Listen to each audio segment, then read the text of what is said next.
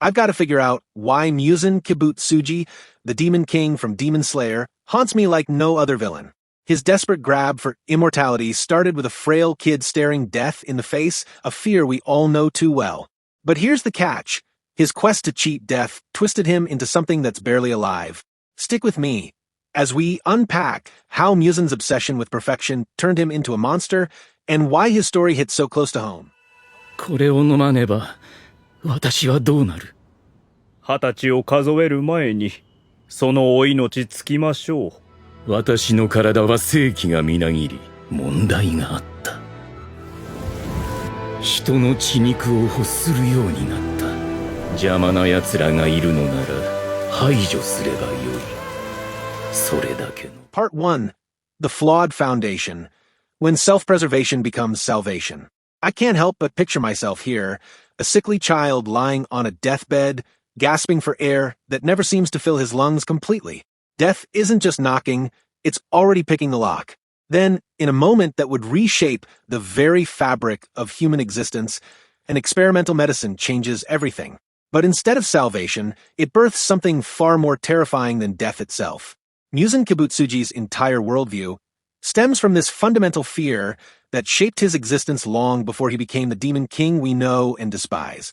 Born sickly and dying young, his transformation into a demon wasn't some grand philosophical choice. It was a desperate medical intervention that went catastrophically wrong, like a surgery performed with a rusty blade in the dark. This origin point cuts deeper than most people realize, because it reveals how his later philosophy of improvement through evolution is really just his original survival instinct wrapped in prettier packaging. To me, it feels strangely familiar. How often do we, in our own small ways, disguise fear as ambition? Think about it. Every single decision Muzan makes, every demon he creates, every human he destroys, all traces back to that moment when he was just another dying patient clinging to life. The medicine that saved him also cursed him, and rather than accept this paradox, he chose to reframe it as destiny. When Muzan speaks of creating perfect beings, he's not engaging in some noble quest for human enhancement. He's talking about systematically eliminating every trace of the weakness he once embodied, the fragility, the mortality, the crushing vulnerability that nearly killed him as a human. In his twisted mind, every demon he creates represents another step toward solving what he sees as humanity's greatest design flaw. The inconvenient fact that people die. The bitter irony, of course, is that his solution involves becoming something that bears no resemblance to what humans actually are. But here's where it gets really disturbing. Muzan has convinced himself that his personal trauma represents a universal truth. Like Shinji Ikari in Evangelion, who projects his own abandonment issues onto his entire understanding of human connection, Muzan takes his individual fear of death and elevates it to cosmic significance. The difference is that Shinji at least questions his perspective. Muzan has made his terror into gospel. That strikes me deeply, because I know how tempting it is to mistake personal scars for universal laws. This twisted logic becomes even more apparent when we examine how he treats his demon subordinates. Muzan doesn't just demand loyalty from his creations. He demands constant, relentless improvement. His explosive rage, when demons fail to evolve or overcome their limitations, isn't simply about tactical setbacks in his war against the Demon Slayer core. It's about his fundamental belief that stagnation represents a moral failing. I've felt that pressure too, the gnawing sense that to stay still is to be worthless. Each demon that conquers sunlight, develops new abilities, or grows stronger doesn't just serve his immediate goals. They validate his core thesis that the current state of existence is fundamentally inadequate and must be transcended at any cost. Watch how he interacts with the upper moons, and you'll see this philosophy in action. When Akaza fails to defeat Rengoku decisively, when Daki and Jotaro fall to Tanjiro and his allies, when any of his carefully crafted weapons show even a hint of weakness, Muzan's response isn't just anger, it's existential horror. Because if his demons can fail, if his perfect beings can be defeated by mere humans, then maybe his entire worldview is built on quicksand. The most chilling aspect of Muzan's philosophy isn't its cruelty, it's how reasonable it sounds when you strip away the context. Who wouldn't want to eliminate suffering? Who wouldn't choose strength over weakness, immortality over death, perfection over flawed humanity? Muzan has simply taken this logic to its natural conclusion, deciding that his dream of transcending human limitations justifies any amount of bloodshed. And I hate to admit this, but part of me understands the enticement, because don't we all chase perfection at some point, blind to what it might cost? But this is where his foundation crumbles under scrutiny. Because Muzan's vision of perfection isn't really about improvement, it's about control. He doesn't want to elevate humanity. He wants to remake it in his own image, eliminating everything that reminds him of his own former weakness.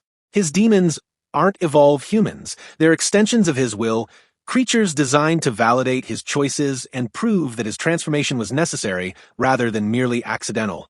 The tragedy is that Muzan genuinely believes he's offering salvation. In his mind, he's not a monster preying on innocent people. He's a visionary showing humanity the path to its next evolutionary step. Every person he transforms, every life he destroys, every tradition he shatters serves this grand narrative he's constructed around his own survival. He's turned his personal weakness into humanity's weakness, his fear into their fear, his solution into their only hope. Maybe that's the darkest warning of all, that one person's unresolved fear, left unchecked, can grow so large it swallows the world. くだらぬ。人間の部分を多く残していたものから負けていく。私はお前たちに期待しない。産屋敷一族を未だに葬っていない。私は貴様らの存在理由がわからなくなってきた。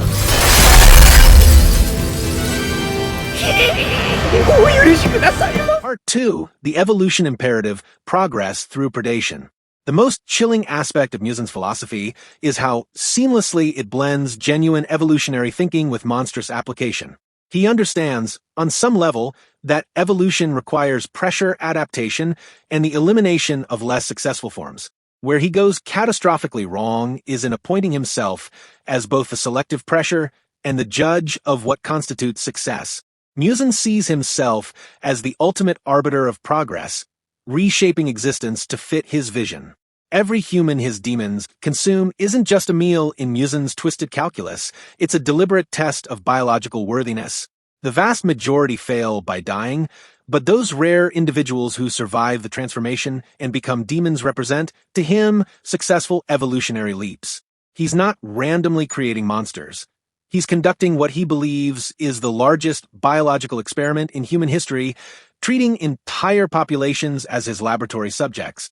Reflecting on this, I can't help but think of the tragic experiments in Full Metal Alchemist, where human lives were sacrificed in pursuit of forbidden knowledge. A parallel that underscores the moral bankruptcy of Muzan's quest. The demon slayers who hunt his creations aren't heroes in his worldview. They're an opposing selective pressure that makes his demons stronger through conflict. This creates a perverse cycle where Muzan actually needs the core to exist, much like how predators and prey shape each other's evolution over millennia. Without the constant threat of Nicaran blades and breathing techniques, his demons would grow complacent, weak. The hunters become unwitting participants in his grand design, their very resistance feeding into his system. What makes this perspective so deeply unsettling is how it mirrors certain harsh realities about natural selection. In nature, the strong do often survive while the weak perish. Species do evolve through pressure and competition. Muzan has taken these observable truths and twisted them into justification for genocide, positioning himself as nature's ultimate judge. It reminds me of moments when people misuse scientific truths to validate cruelty, hiding behind logic to escape accountability. He's essentially playing God while claiming to serve science. This warped evolutionary thinking explains why Muzan is simultaneously fascinated and frustrated by the Demon Slayer core. Their breathing techniques, their ability to push human limitations, their capacity to grow stronger through training, all of this represents exactly the kind of human evolution he claims to seek. Yet here lies the fundamental contradiction in his philosophy. Instead of seeing the core as proof that humans can transcend their limitations naturally, he views them as threats to his grand design. He can't accept that the evolution he seeks might already be happening without his intervention. Reflecting on this, I find it striking how Muzan's arrogance blinds him to the organic growth of human potential, much like how villains in anime often underestimate the power of human bonds and perseverance. The tragedy deepens when you consider that Muzan's own transformation was accidental, not planned. A desperate doctor's experimental treatment saved his life and granted him immortality, yet he's convinced himself that this random medical intervention represents intentional evolutionary progress. He's built an entire philosophy around what was essentially a lucky accident, then used that philosophy to justify centuries of slaughter. The upper moons serve as Muzan's proof of concept for this twisted evolutionary theory. Each represents a different path of demonic evolution that he believes demonstrates his success. Kokushibo's perfection of swordsmanship beyond human limits, Doma's complete emotional detachment from human suffering, Akaza's endless pursuit of strength that transcends mortal boundaries. On paper, they seem like apex beings. Yet when I look deeper, they feel like cautionary tales about obsession and emptiness. In Muzan's mind, these aren't monsters, they're the next stage of existence. Beings who have shed what he considers human weakness while retaining human intelligence and ambition. But even his upper moons reveal the flaws in his thinking. Doma's emotional emptiness makes him ultimately hollow and purposeless. Akaza's strength obsession stems from very human trauma and loss. They haven't transcended humanity, they've become broken reflections of it, twisted by the very transformation Muzan considers evolution. What's particularly insidious about Muzan's evolutionary imperative is how it allows him to rationalize any level of cruelty. When he slaughters entire families, he tells himself he's purging the weak. When he forces demons to cannibalize humans, he frames it as necessary fuel for their development. When he manipulates and terrorizes his own subordinates, he presents it as pressure to make them stronger. Every act of violence becomes justified through this lens of forced evolution. The demon blood art abilities that manifest in his creations further feed into this delusion. Each unique power seems to validate his theory that demonic transformation unlocks hidden potential. Blood manipulation, regeneration, supernatural senses. These abilities appear to support his argument that demons represent evolutionary advancement. He conveniently ignores that these powers come at the cost of humanity itself, requiring constant consumption of human flesh and subjugation to his will. Perhaps most disturbing is how Muzan's philosophy contains just enough scientific truth to seem plausible on the surface. Evolution does involve competition and survival of the fittest. Organisms do adapt to overcome challenges. Genetic variation does drive species development. But Muzan perverts these concepts by removing choice, consent, and natural processes from the equation. True evolution happens over generations through countless small adaptations. Muzan demands instant, violent transformation under his direct control. His hatred of sunlight takes on new meaning through this evolutionary lens. Rather than simply being a weakness, the sun represents natural limits that his philosophy refuses to accept. In his mind, conquering this limitation would prove that his path of forced evolution can overcome any obstacle, even the fundamental forces that have shaped life on Earth for billions of years. The blue spider lily becomes not just a cure for his weakness, but validation of his entire worldview. The breathing techniques of the Demon Slayer core represent everything Muzan's philosophy gets wrong about human potential. These techniques weren't developed through violence and predation, but through dedication, training, and the passing down of knowledge from teacher to student. They show how humans can evolve and grow stronger while remaining fundamentally human, something Muzan's approach explicitly destroys. The evolution imperative he claimed to serve was always just elaborate justification for his own survival instincts and need for control. And that, to me, is the final tragedy that all his philosophy, all his experiments, were just excuses for his own fear of death. 私は本当の不死となる青い彼岸花と太陽を克服できる体質のものを探すことの、そしてとうとう見つけた。ついに太陽を克服する者が現れた。あの娘が太陽を克服した今、それを取り込み、私は日の光を克服する。Part 3. The Sunlight Solution. The Final Evolution of Self-Interest. I've always been fascinated by characters who blur the line between savior and destroyer, and Muzan Kibutsuji is perhaps the most haunting example of this I've encountered. The ultimate expression of Muzan's savior complex lies in his thousand-year quest to overcome his singular weakness, sunlight. But this isn't merely about self-improvement in his twisted mind. It represents the final, crucial step toward achieving what he believes to be a perfect, immortal existence for himself. In Muzan's worldview, being a demon that can walk in sunlight would transcend every limitation that has ever bound living creatures. Mortality, vulnerability, and the endless cycle of death that has defined existence since time began. This pursuit reveals the most chilling aspect of his character. Where most beings fear death as an inevitable end, Muzan has transformed that fear into a crusading mission. He genuinely believes that his quest to overcome sunlight isn't selfish, it's revolutionary. His relentless pursuit of Nezuko and his obsession with the blue spider lily aren't driven by mere self-preservation, but by a desperate, all-consuming need to prove that his vision of perfection is achievable. There's something disturbingly relatable here. How often have I, in my own life, tried to force others to see the world through my lens, convinced it was for their own good? Muzan cannot comprehend why anyone, human or demon, would willingly accept mortality when the possibility of eternal power exists within reach. To him, choosing death over his brand of immortality isn't noble sacrifice, it's incomprehensible stupidity. This mindset echoes the dangerous certainty we see in characters like Light Yagami from Death Note, who similarly believed that his vision of justice was so pure and necessary that any opposition to it was inherently wrong. What makes Muzan's philosophy particularly insidious is how he's taken his own paralyzing terror of death and elevated it into a universal truth. I've caught myself wondering, how often do we mistake our fears for wisdom, convincing ourselves that our pain gives us authority over others? He's convinced himself that his fear is actually wisdom, that his desperation is actually enlightenment.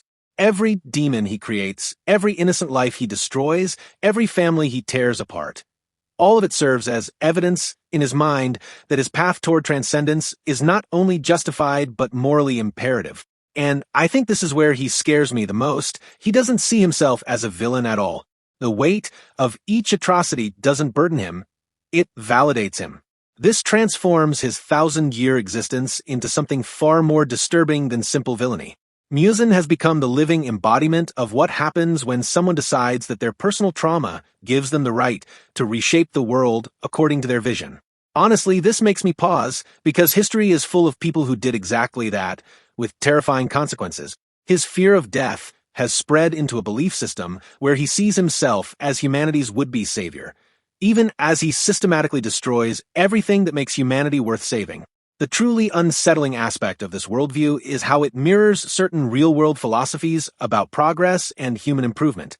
Throughout history, we've seen ideologies that promise to solve humanity's fundamental problems through radical transformation, often led by individuals who believe their personal insights into suffering qualify them to make decisions about everyone else's fate. Muzan represents what happens when the desire to fix humanity's perceived flaws becomes so consuming that it justifies any means necessary. He embodies the seductive danger of believing that your vision of a better world is so important, so obviously correct, that any sacrifice, especially sacrifices made by others, becomes not just acceptable, but morally required. Muzan genuinely believes his methods serve a greater good, no matter how much destruction he causes in pursuit of that vision. I catch myself shivering here, because fiction or not, this conviction feels far too familiar. He carries the terrifying conviction that his personal definition of salvation should become everyone else's reality. The deeper tragedy of Muzan lies not in his fear of death, but in how that fear has made him blind to what he's actually accomplished over his millennium of existence. His quest for perfection has achieved something perfectly horrifying. Not the improvement of existence, but its complete perversion. His demons aren't evolved humans. They're humans systematically stripped of everything that made them human in the first place. Their enhanced physical abilities come at the cost of their capacity for genuine connection, growth, and the very experiences that give life meaning. I find this especially haunting because it forces me to ask whether immortality without humanity is even worth having. His empire of demons represents not human potential realized, but human potential corrupted, not evolution, but devolution disguised as progress. Muzan's 1,000-year reign hasn't brought the world any closer to salvation. Instead, it's provided us with a terrifying preview of exactly what salvation looks like when it's imposed rather than chosen. In his attempt to save himself from death, he has created something infinitely worse than mortality, a form of existence that masquerades as life while being indistinguishable from a beautiful, eternal hell. His demons live forever.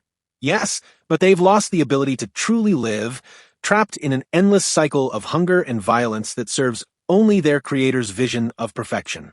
This is perhaps the most chilling aspect of Muzan's character. He's not evil because he enjoys causing suffering, but because he's so convinced of his righteousness that he can't see the suffering he causes as anything other than necessary growing pains on the path to paradise. In his mind, every scream, every tear, every life destroyed is simply the price that must be paid for the greater good he's trying to achieve. And that, to me, is the most horrifying part, how easily we can become the villains of our own stories while still believing we're the heroes. The horror isn't that he's a monster, it's that he's a monster who genuinely believes he's a savior.